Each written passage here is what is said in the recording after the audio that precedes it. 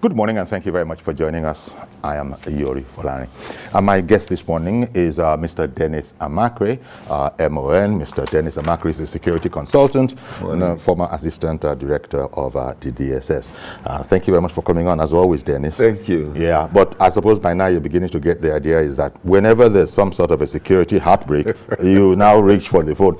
And we'll also be joined by Cano, Daddy, retired another security consultant. Now, Dennis, first of all, good morning, sir. I can see you now, Colonel. Good morning, and thank you very much for making time for us. Thank you very much, Yuri. Thank you for having me on board. Indeed. And to my great brother, Mr. Amakre, I salute you, sir. Good morning, Yuri. Yomi. It's Yuri. It's Yuri there and Yomi here. But I mean, it's okay. We're managing to squeeze a laugh, but it's not a laughing matter for our security issues. Yes. On the one hand, reports that the Northeast Theater Command, no less than the Minister of Information, the Chief of Defense Staff, the service chiefs, all of them actually paid a visit to that place. I'm coming back to that.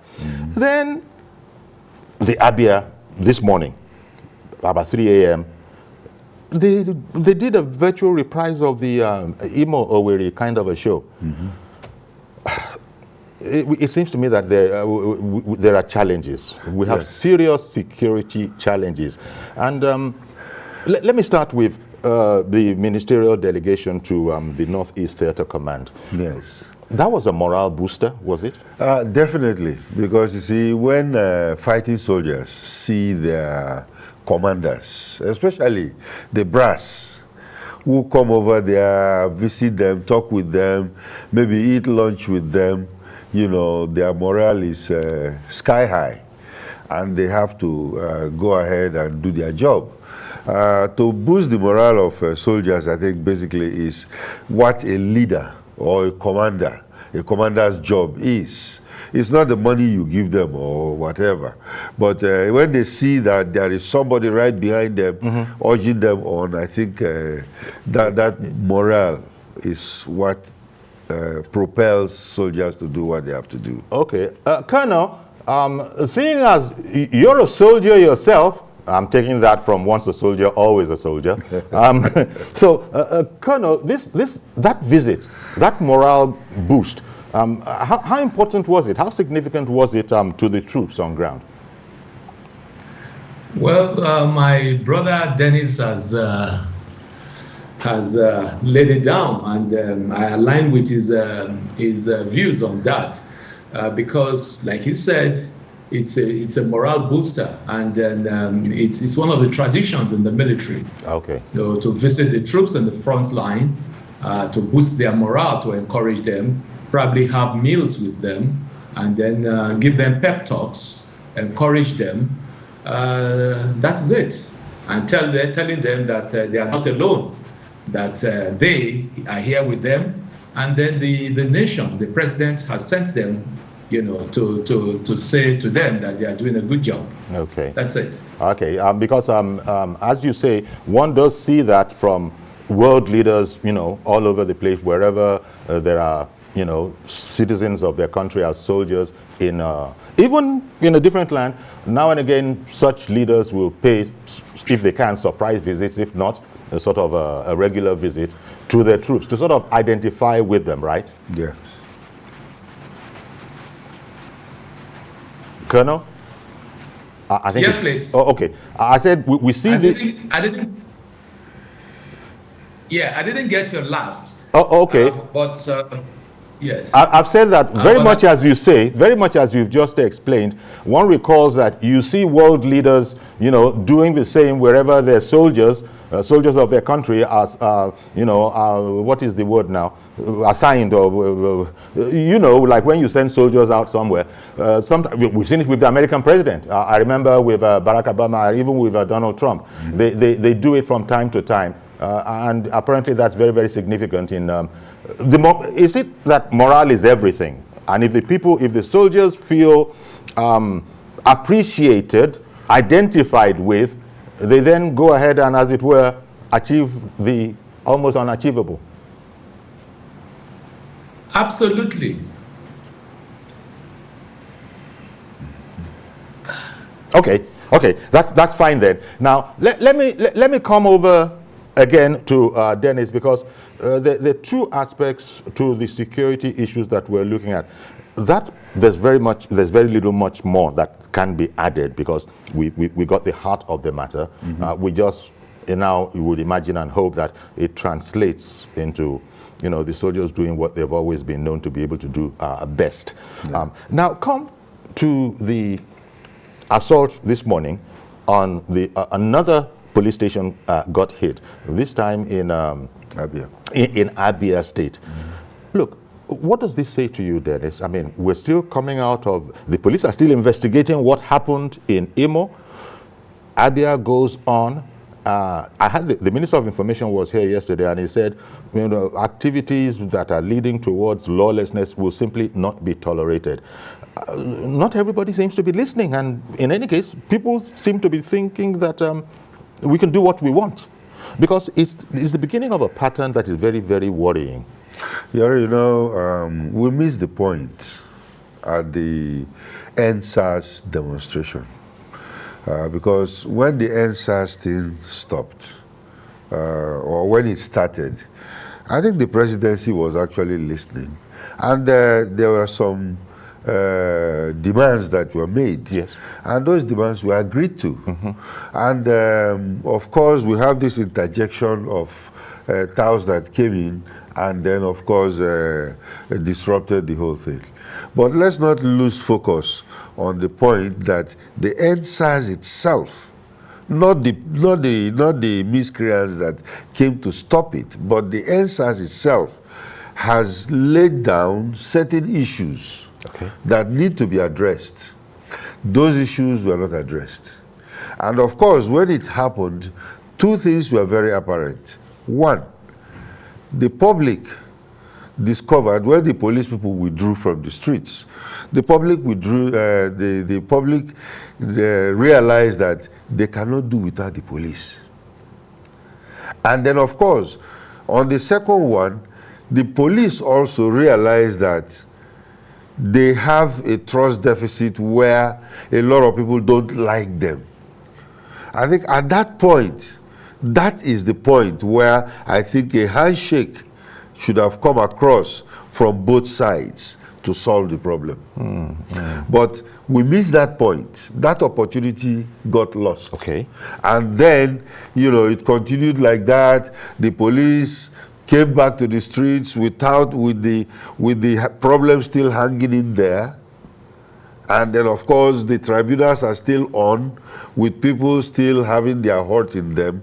So the same that is on both sides now. On both sides. By now, if you said there are that they've suddenly found out that there were many in the society that perhaps were not their greatest fans. Yes. At the same time, the police themselves, because of the treatment meted out to them, they also have their own hurts right now. They also were hurt. Yes. So both sides were hurt. That was when we would have ironed out things. Extend the hand of handshake, and then, of course, know the responsibilities of each other and how we can synergize for a safe society. Thank you for that, but I don't know, Cano, coming over to you from a security point of view, I know that, yes, your lane, so to speak, is the military lane, but when you have acts of this kind of lawlessness, when I don't know what else, sort of says lawlessness more than taking on a law enforcement agency, a building, taking on the police and attacking the police and, seeking to burn down the police as a symbol. How worrying is this to you? We've just come out of the Owerri one. Now we're having another one in Abia.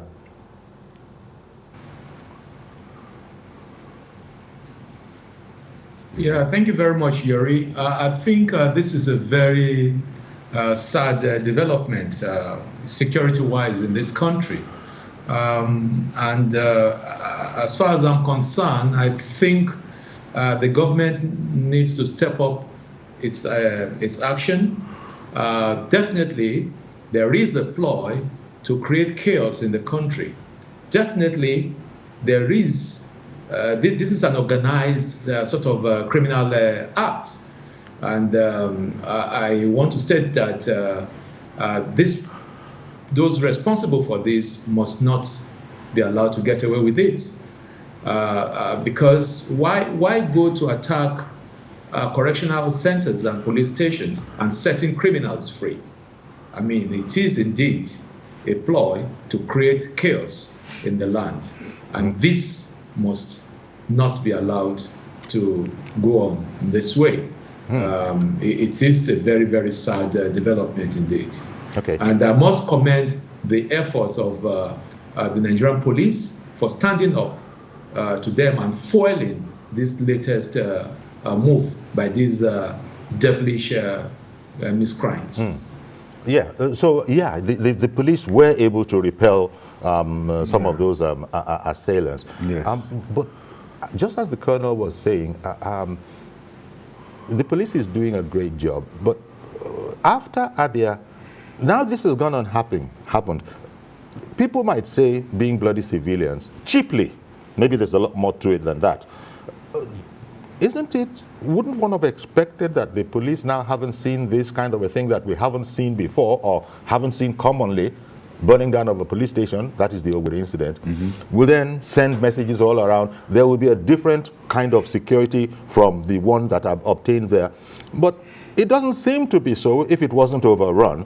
So you begin to look at, don't we learn from these things that happen to us? Or is this one of those things that we need to be enlightened a bit more about? Yeah, I think this is a very great opportunity for the police to also look at the physical security of their police stations, even the correctional centers. Yeah. You know, because we've all seen that when you go into an institution like that, especially the police, there is no serious barrier.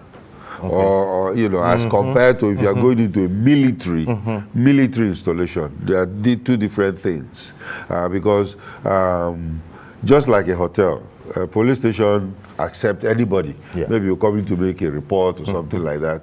But at the same time, there will be people that are on guard to make sure that, look, you just cannot come and take over this place. All right, and I think this is an opportunity for them to look at the physical security of the public area, the private area where the offices and other people are, and then of course you have the armory, you know, to make sure that these places are well secured. Okay. We don't want a situation where they bust in there, break in the armory, as easily and then take away the They arms. were even trying to get to the armory. Yes, always reports. They will try, because that's what, when you attack a police station, one of the two things they do is to remove the arms and ammunition, and then of course release detainees. And if there are any, going by spy novels now, or if there are any telephone communications lines, they cut all of those ones. Yeah, they will. I just added that one bit from literature.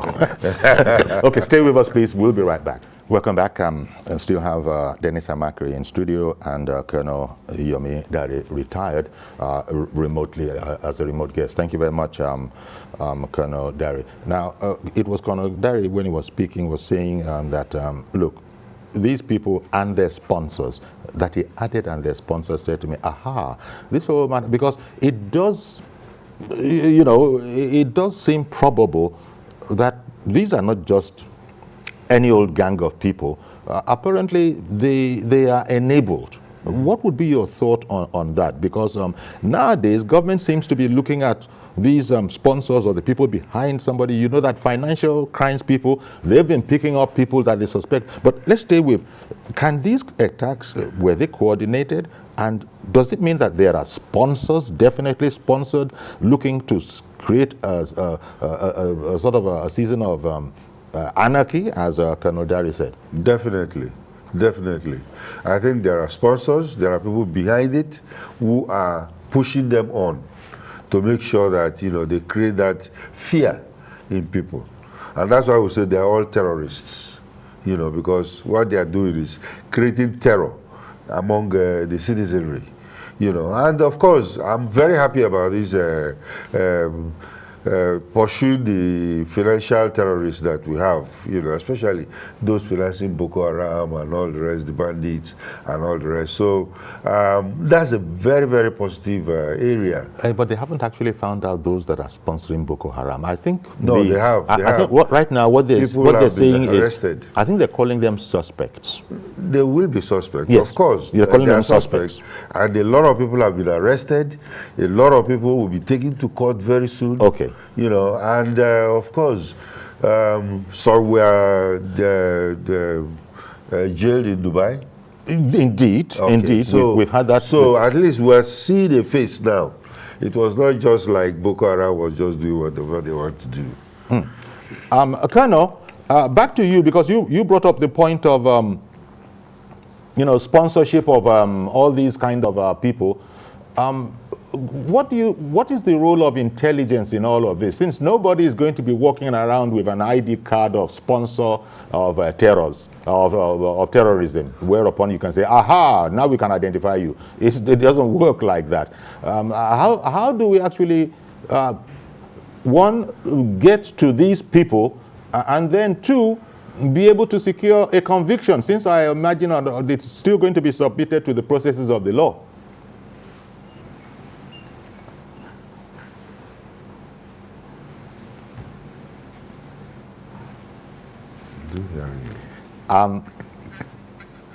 Colonel, yeah, thank you very much, Yuri. Yeah. Even though I didn't hear your last words, but let me quickly say here that we see one of the greatest problems we have in this country is corruption.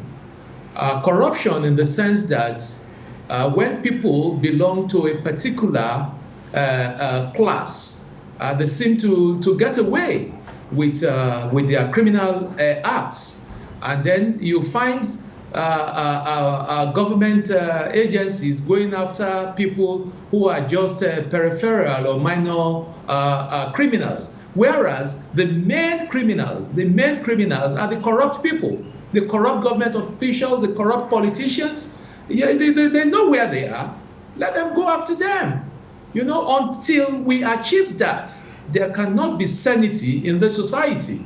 And as we speak, we have a lot of problems here. I mean, you can imagine the number of lives that have been lost in the course of prosecution of this Boko Haram war. You can imagine, it is needless. It has gone. It's like an open-ended thing. Whereas they are capable with what we have in terms of resources, in terms of the personnel themselves. Okay. It's not a question of massive recruitment into the armed forces. That's not going to solve our problem. If the root cause of the problem is not sorted out, then we'll continue to move in circles. That is my opinion. Indeed. I believe that is the truth. Okay, Dennis, this question, something that Colonel just said reminded me that it's very Nigerian. We hear oftentimes that the authorities know these people. They know them. You hear that at, pepper soup joints. It is commonly out there that they just go through the motions of doing an investigation. They know all these people. They know their hoodlums. They know their locations. They know their rendezvous. You would have heard it, if not firsthand. You would have heard reports that this is what the public perception is. Yes. And that when the police say they are investigating anything seriously, they're just going through the motions. Because, what was it now? Legend would have it. They knew. Now, how accurate is that public perception? The perception is very, very accurate, whereby people who are in the police, if you kidnap a police officer, within a week they will get him back. Okay. Because they know, because it's like if you want to catch a monkey, you have to know some monkey tricks too. You know, so the police, the security agencies. General, I'm happy you said that. Yeah, sometimes you have to... You're a former assistant director of DSS. Of course. So you know what you're talking about. Of course, because you see, for instance, I'll give you an example. There are times we are looking at a particular case and we're surveilling, we're doing surveillance. We know who is in and out of that place. We know those people who are involved. But to gain a very good prosecution in court, you just don't jump and go and arrest them, you know. So you watch them until it is ripe for you to do so. So during that period, before you do that, the public will say, oh, you will know it and you don't want to do anything, okay? But that is the situation. You have to wait until you've got all the facts around it. So, you think that's it, but that because if the police or the security agencies generally, and there's a sense, even though we hear about public spats, there must be a sense in which there's a sort of a network, no matter how thin. What has happened with this terrorist financing is that they've watched a lot of people, they've arrested a lot of people that people don't know. People don't know. Some have been reported. Yes, and, some people have reported. And now people are complaining that, these are just ordinary members of the BDC association. Yeah, they can say that. Because actually, when you look at that terrorist financing, there are people that are inside it that don't even know that they are part of it. Okay. Okay. Now, that's the violent economy that we'll be referring to. You know, it's an economy that is going. There are people who chip into those different parts at a different level.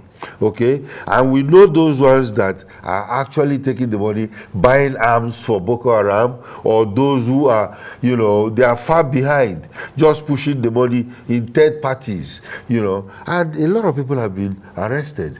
So a lot of people...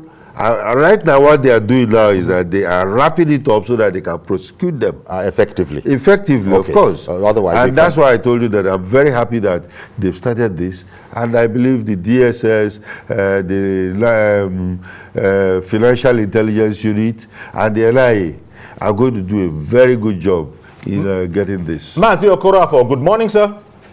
Good morning, sir. Good morning, Amakri. Good morning. Good morning. Now, Samaki, let's look at this issue. I think in the news, we were just told that some of those who left Owerri prison, they were just they were apprehended in Ghana. Now, Mr. Makri, I'm sorry, you have how did these people from Nigeria reach Ghana? Nobody saw them. Nobody got the charge. They were just tracked in Ghana. You see, if the terrorists are moving now and we name them all these bandits, it's not healthy. We should tax these people terrorists. Because we have passed this level of armed robbery and this. Now, parents, religious leaders, and the schools, you ask yourself, who finances all these projects these people are doing? How did they get this ammunition? From which source? And where did they keep it, their armory? Because if they have their armory, you know what you mean by armory, at least. By the time you go, they're still coming back to reinforce. Even though you have caught, at least you still have some in your own base. And what is happening now in Nigeria? These things are going on day in, day out there now. We are looking towards 2023. Nobody cares about now. The area, the federal government, the state government, and parents and religions, and everybody, the so-called the top shots, sit down and bring this on. Let the intelligence agency that uses finance, the central bank. I can't imagine central bank we have in Nigerian banks. They give all this ransom to people. The people they give the money, they still carry that money to buy ammunition, to buy something, or to go back to the bank to save some. Because there is no how they can use all the money, give it to them in the push to buy things. They must send some to the bank. Can't the federal government come up with a situation where they have this mark money? If they don't, if we don't get the source of these sponsors, we are just wasting no matter whatever we talk or discuss. All right. We must have a blessed day in Lagos. Thank you very much, Mazi. Okay, Cano, you were also listening to that. Whereas, yes, if you can locate who the sponsors are, you can cut out that particular stream of, vital help, cash.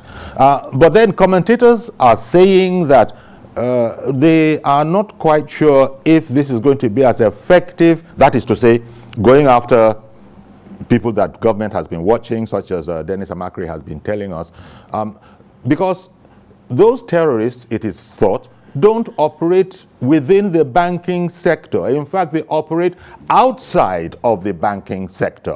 What would be your thoughts about government's efforts to now move in on sponsors, and also that other point that terrorists tend to operate outside of the banking sector, so you're not too sure how effective this is going to be?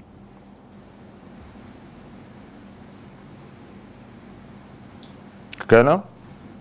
Well, thank you very much, Yuri. I listened to Mr. Okorafor's contribution, and I also listened to my brother, Dennis Amakri. The only thing is that, well, I beg to differ here, because I think delay is dangerous. Delay is dangerous. You can arrest a suspect. Nothing stops you from arresting a suspect. And by the time you launch investigations deep, and if the suspect is not culpable, you release them, or you release them pending the conclusion of investigations. But the truth is that any suspect, especially in this circumstance, should be arrested. They should be arrested. Okay, Dennis, you explained that when these arrests are now being made, I don't know if they're finished or if it's an ongoing affair. It's ongoing. That it's as a result of observation of what they do is they stake out and all of that, and so they watch them.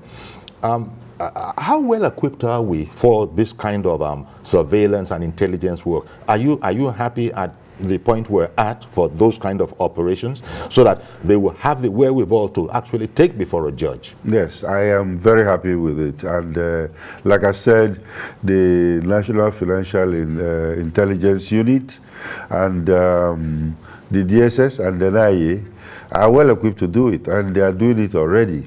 I would also suggest that, through the NIA, they should be able to also get some of our friends overseas. National Intelligence Agency. Yeah, National Intelligence Agency is Nigerian. Yes. We should get some friends overseas, because the banking sector is a global thing. But you were right when you said that these are the ones in the banking area. Exactly. There is another one outside the banking area. Like all these bureau de change people. Yeah. People that are selling, even people that are selling food. People that go and give them food is part of that violent economy, whereby they are buying food from Maiduguri and going and selling it to them in the Sambisa forest. So all those ones, because what government is trying to do is to cut off that supply source. Yeah. So that cut off the lifeline, the bloodline. Yeah. Chukwuemeka in Abuja, I understand you've been holding on for quite a while. We're so sorry about that. Good morning, sir. Yeah. Good morning, Uncle Yori. Good morning to your guest, Mr. Dennis Amakiri. Thank you. And good morning to the other guest, Mr. Yomi. Okay, Colonel I'd like Dari. to make my contribution on the issues we are discussing this morning, which is on security. Sure. For me, I think I wouldn't start this morning by blaming the federal government. I think a lot of people will always toe the line of blaming the federal government. The federal government has its own role to play, while the state, which is also another arm of government with the local government, still have their own roles to play. I think it's high time the Southeast governors begin to come together to see how they can beef up security in the Southeast region. Beyond, when I mean beyond beefing up security, beyond contributing money like supporting the police, can we begin to look in the direction of seeing how we can use technology now to drive our security process in terms of gathering intelligence? Because if you look at what is happening in Imo, now it's going to Abia.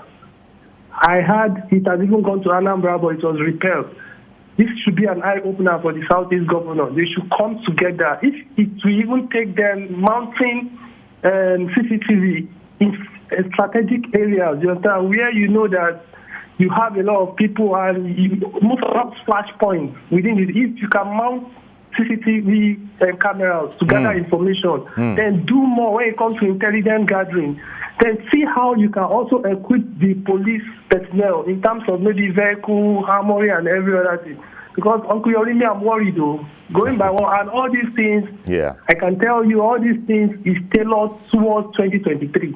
Okay. Thank you very much. People that want the country to remain and people that want the country to breathe. But God will see us through, sir. Thank you. My own contribution. Thank you very much, Chukwuemeka, contributing all those wonderful ideas that are probably more effectively employed by state governors, which Chukwuemeka is invited into the conversation. Yes. Say, look, don't just be passive onlookers or just participants. Yeah. You need to be part of this conversation. Not only even governors. How about local government chairmen? How about the councillors? Because these are differing. Yeah, they are the ones security. in the villages.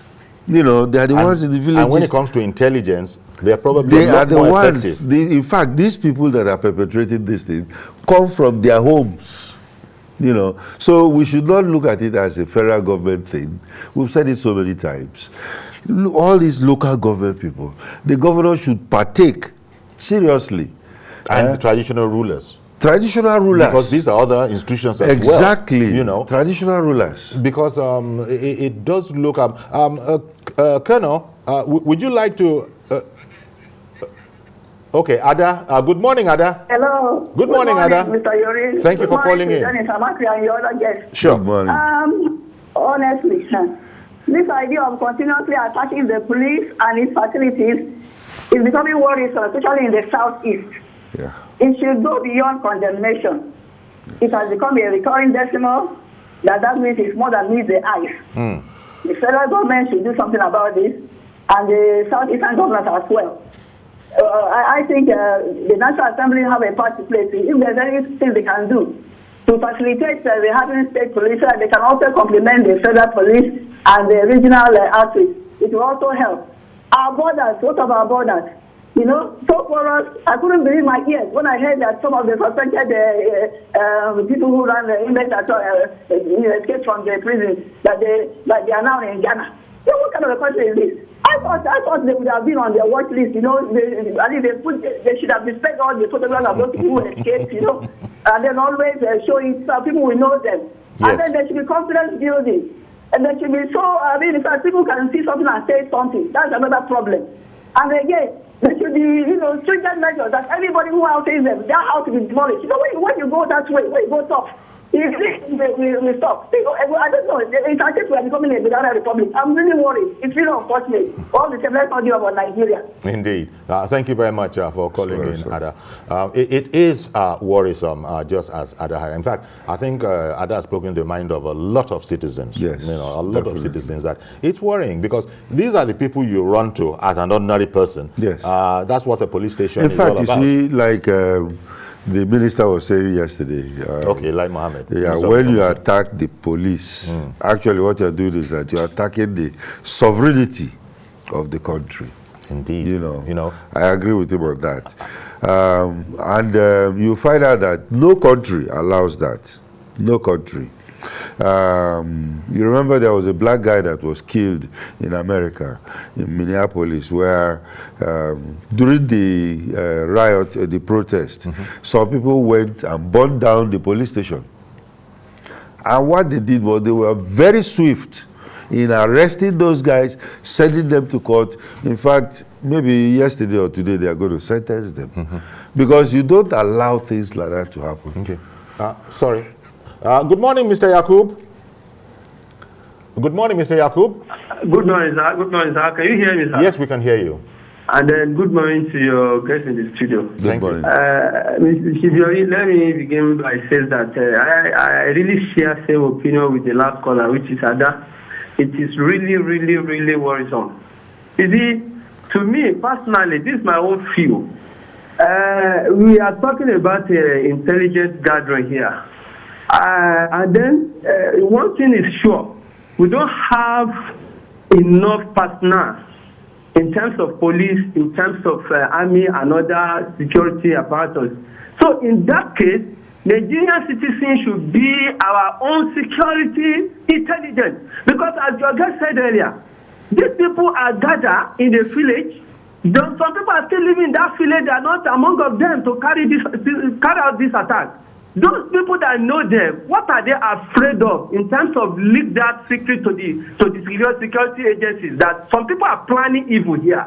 Although indirectly we cannot still blame, because in most cases, sometimes you say such to security agencies, you'll be afraid of your life. That is it this information I'm giving out? Is it not going to leak that I'm the one that shared the information? So the Nigerian police and the other security agencies need to build that trust within the Nigerian citizen, so that you will know that if you give information, your life is so protected that nothing will happen to you. Because, Tibiori, let me tell you this. We cannot police this country with this police we have, because we don't have the numbers. As I said earlier, we don't have the numbers. So what is the reason behind all this attack, the police station, attack all those things? What is the reason behind it? Yeah. And then there are some people behind it. There's a sponsorer. How are we going to get those sponsors? The people behind it. If we can be able to get the people sponsor them, so that we can be able to say yes, and then prosecuting them. Let Nigerian citizens see that these people that you caught, you prosecuted them, you send them to where they belong to, so that they will know that the Nigerian government is really working. It is only God Almighty Allah will save us. We are in the mess, and then pray. Nigerian government should keep up, pray, and then we will succeed this time. We will succeed. Thank you, God bless you. Thank you very much, Yakub. Cano Yomidari, yes. What we're hearing now, I don't know how you see it, because there are those who are saying even the bank accounts that government is freezing and, all the action they're carrying on, how sure are we that those are really the kingpins, so to speak? I don't know, it's a bit like in the drug industry, so we hear, you don't want the guys on the street corners and those the intermediate distributors. You want the main guy, the importer, so to speak, talking about drugs. Now, analogy here, all sorts of speculations are right. That, look, this is about politics and 2023. How do we get to know, first of all, if that suspicion is correct, that behind all of these are political actors, in the deep shadows, in the dark webs, operating with these guys? So you find a few 100 million, naira in their bank account. So what? To the real guys, barons, who are behind all of this, that's not the real, you haven't really broken into the organization. What are your thoughts on that kind of conjecture? Well, the point is this, Yori. You find out that the guys in the street corner, those are the foot soldiers. It's so difficult to reach the patrons, or what you call the barons, or what you call the capos. It's so difficult to reach them. So when you pick up the street guys and you squeeze them properly, they will sink. They will sink. They will lead you back to their principals. That's the general idea. Absolutely. Then you can clap in on them.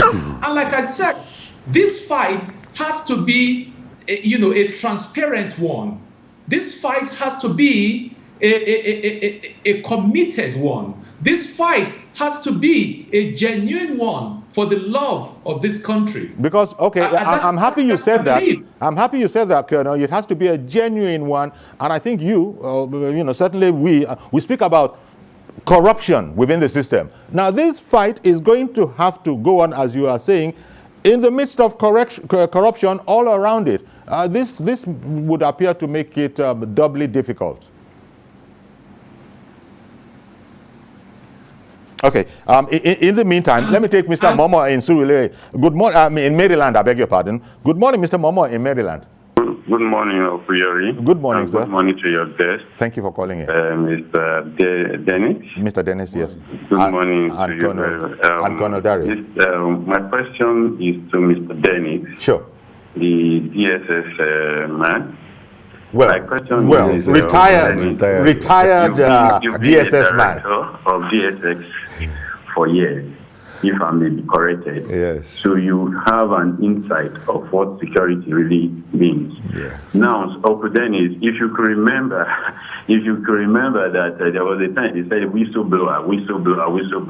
What happened to the whistleblower? We need to take it from that angle. Yes. Then, if a man comes up and said, "Oh, I have an information in my territory, within my neighborhood, people are planning this evil, people are planning this. What is their security? Who guarantees them? What happened to the whistleblower will not happen to them?" Yes. That's number one take. Sir, I actually stay in Asia. I've lived in China for 22 years. There was a case that came up when there was this terrorist very close to the border, and it happened that he killed some policemen. Within a short time of within 2 months, they got him arrested and he was executed immediately. There's nothing like pardon. Yes. When you call terrorists and you call some of them, you say you take them to the station, they come up, they say they want to integrate. De-radicalization, amnesty. It can never change. Let's believe that they cannot change. Yeah. Then two, my third point here is this. We do have security cameras before. What happened to the security cameras? Who are the brains behind the security cameras? Who purchased those security cameras? Who installed those security cameras? What kind of security cameras did they get for you? What are the coverage areas those security cameras can cover? Are they functioning? No, they are not. Well, we can't know for sure. To be fair, we can't know for sure. The intelligence community, as you know, is a very secretive community. So I don't know that they'll be showing you, results of what they got yesterday. I've been seeing Dennis all the time in TVC this recently. All right. So Dennis will repeat himself over and over and over and over again. Are we taking to his advice? Thank you very much. Thank you very much for calling in as well. Let's pick up the point. He made quite a number of points. Yes. But let's just pick up on one of them, and that is what happened to the Whistleblowers Act, and because we're talking about intelligence, that's a valuable source of intelligence. Very good source. Somebody very blowing the whistle. Yes. Now, and it was bastardized.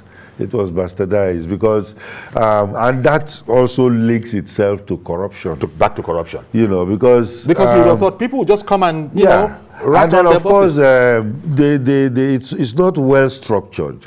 Where like we should have what we call a witness protection system, where if I come to report, I will make sure or confident that the people I'm reporting are not going to come after me and kill me tomorrow. Yeah, but that's part of the witness protection program that we're talking about. Exactly. So if I'm not protected, it becomes very lukewarm. I cannot go and stick out my neck, So the government have to come out with a very clean process that is clearly defined.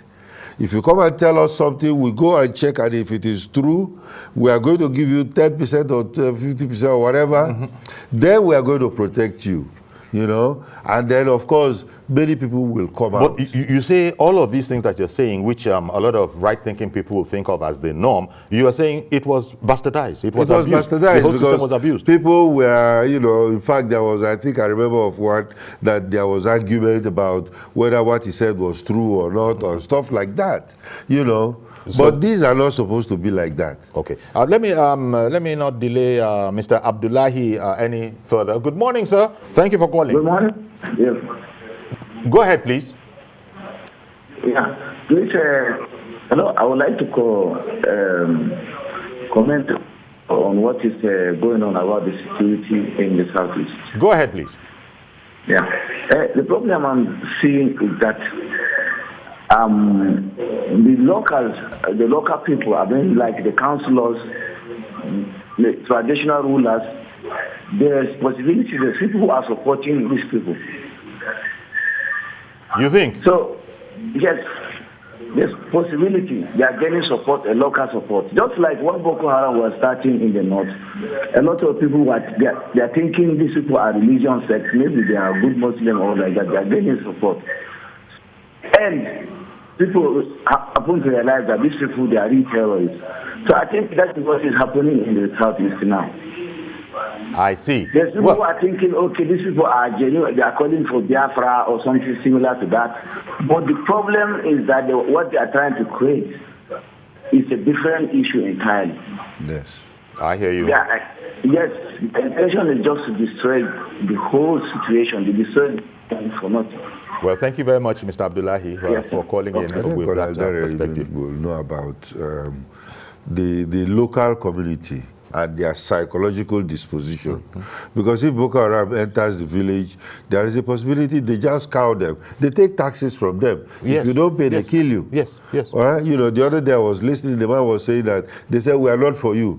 You know, we are not for you. Just stay where you are. We are looking for soldiers.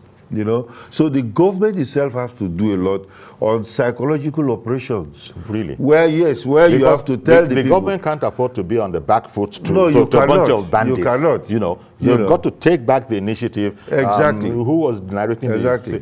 Because everybody knows that the worst thing you can ever do, I think, in the US is kill a cop. You kill a cop, they just, you know, put all other assignments down and make sure that they get this particular individual and set an example. Well, I wanted to thank you. Can I thank you for, you know, making time for us, Colonel Yomi Dare, good morning, this morning on the program. We really appreciate the insights you contributed to the program. Thank you very much, Colonel Yomi Dare. Thank you very much, Yuri. I appreciate it. Thank you. Our pleasure. When people, you know, just in rounding off now, when people talk about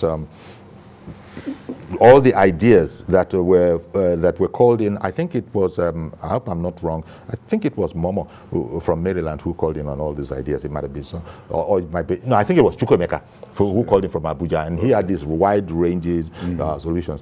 How about the matter of state police in there? That also is going to be, because it talked about intelligence, it's talked about knowing the terrain and all of that. Surely we can't have too much varied, you know, equipment and tools. No, the tools are standard. You know, before I even forgot, there was a guy who was talking about where are the CCTVs and stuff like that. Yes, you know, yes. And that one is, in fact, those are even old technology. Because the ones you keep on the streets can be vandalized. And you find out that if you go to Abuja, some of the CCTVs that are kept there are either vandalized or stolen. So there are new technologies where the CCTVs are not on the streets, but they're in the sky. And they look at a broader area in the city and record. So that, they record. So okay, sorry, I think that is Pius in Sapele. Okay. Hello? Is that Pius in Sapele? Is it it's Pius? Okay, quickly, thank you for calling in and butting in. Go ahead, please. Yeah, good morning. Good morning, sir. Yes. It's a Pius, yes.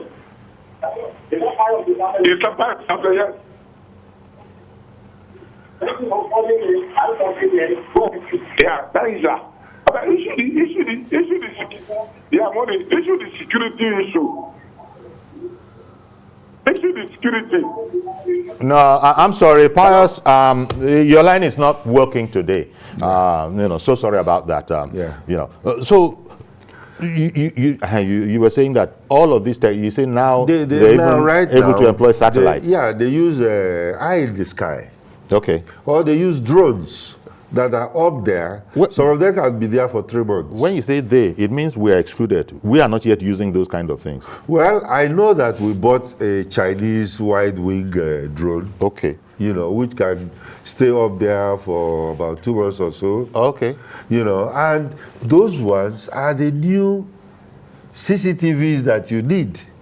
Because they have the capability to record, they have the capability to rewind. So like the caller said, if a situation happens, all they need to do, just like the Boston Marathon, remember the bomb at Boston Marathon? They just rewind. Yes. And when they rewind, they can see even when they placed the bomb, when it exploded, how they ran away, where they are now. Are we getting there now, here? The thing is that this, like I said, we just bought one of these wide-wing Chinese ones, and the technology is available. Okay. I think the new service chiefs are very eager on those things. I hope they should deploy them. Well, and we're going to have to leave it there. Thank you, as always, Dennis. Mr. Dennis Amakre, MON, former Assistant Director of DSS, for coming on. Thank you for having me. Enlightening us on some of these security aspects. Well, so that's our program, and it remains for me to go through my usual mantra. Stay safe as much as you can. If you haven't taken the jab yet, consider taking the jab. By the way, a bit of news there. Our U.S. announced yesterday that every adult in America now is entitled to just walk up and ask for the jab vaccine. They were staggering us before, starting from the 80s, 90s, 80s, 60s, 70s. Now they say every adult in America. So mask up. Don't be on unnecessary crowds. Wash your hands frequently. And did I forget one? You know what it is if I did.